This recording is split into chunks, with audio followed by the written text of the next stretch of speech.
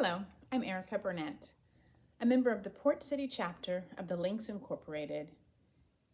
Reading today, Galimoto by Karen Lynn Williams, illustrated by Catherine Stock.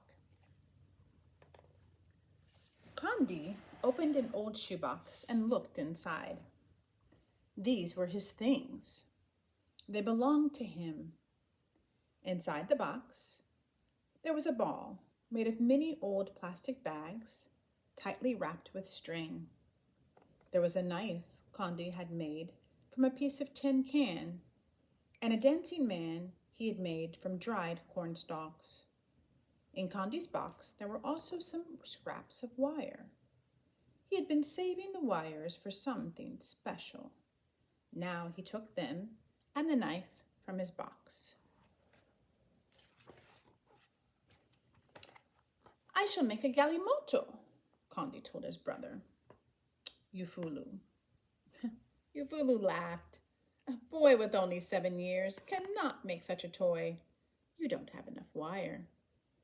I will get enough wire, Condi said.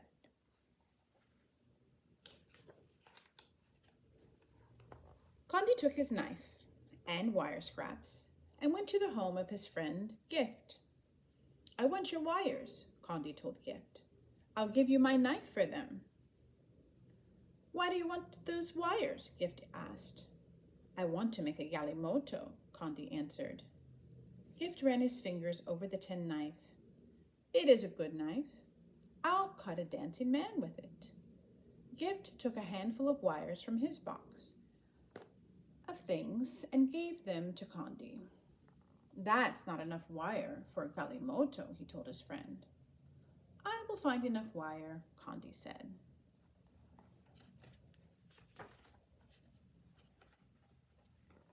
Condi put his wires into an old plastic bag and took them to the shop of his uncle.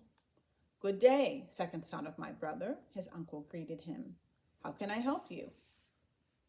I want some wire, Condi told his uncle. How will you pay for it? I have no money, Condi answered. But you have wires on your old packing boxes from the city. They would make a fine Galimoto. So you want to make a Galimoto? The son of my brother is a clever boy. Take the wires.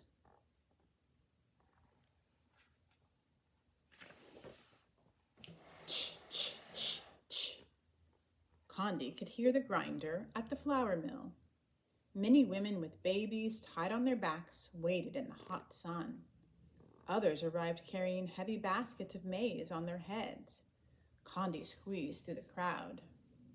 He was very near the front door when someone grabbed him. The women began yelling angrily. Stop that one! He goes out of turn! Condi was being pushed and shoved.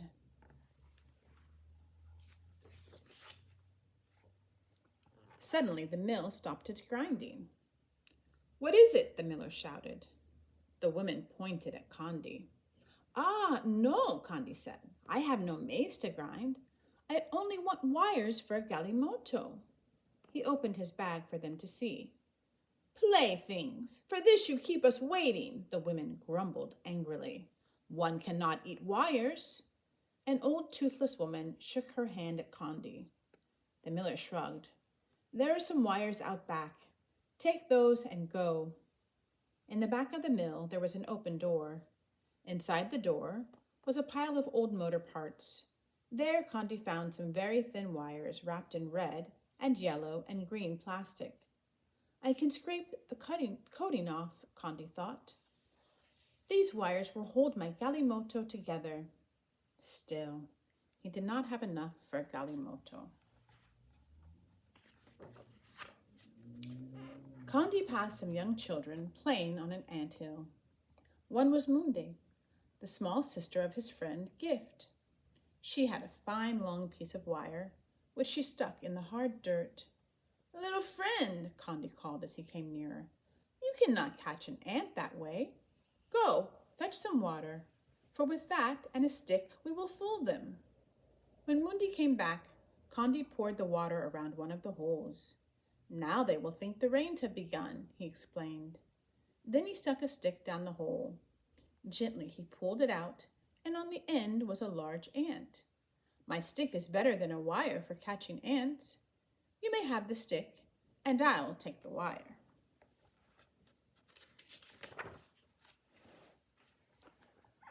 Condi knew there was a trash heap behind the bicycle repair shop, but the gate was locked.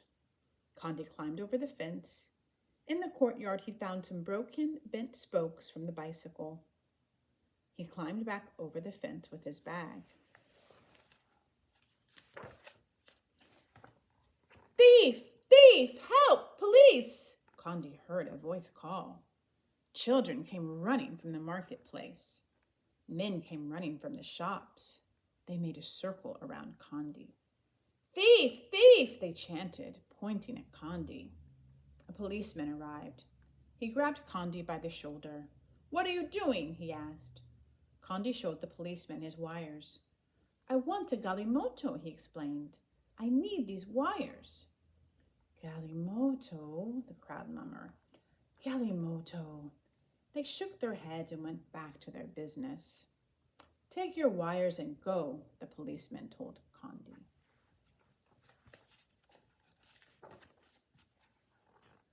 Condi took his wires back to the shade of the flame trees in his village.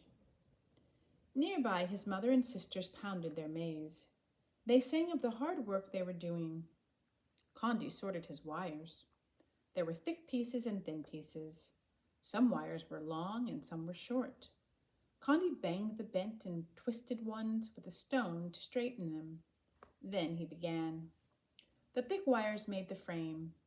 He wrapped the very thinnest wires at the joints to hold the Galimoto together. My Galimoto will be a pickup truck. Condi planned. It will carry maize to the city, and it will have an antenna for the radio. He smiled. Condi worked all afternoon. He pounded the strongest wires around a pipe to make the round wheels. A sturdy piece of bamboo made the rod for the steering wheel.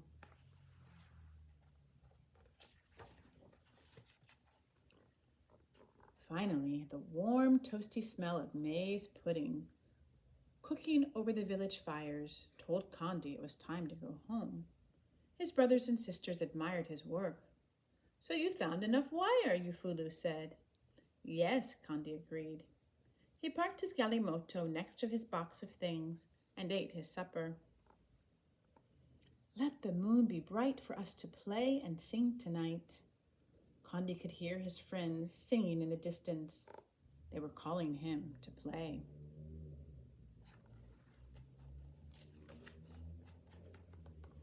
Now he carefully guided his Galimoto over the dusty path. Galimoto! Someone cheered, and one by one, Condi's friends formed a line behind him. Eee! Galimoto! Galimoto! They began to chant.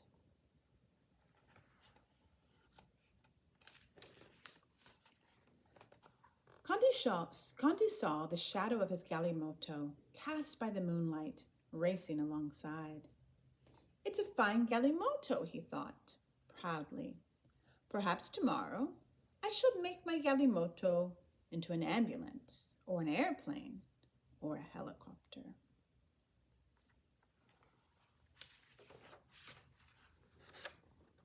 The end.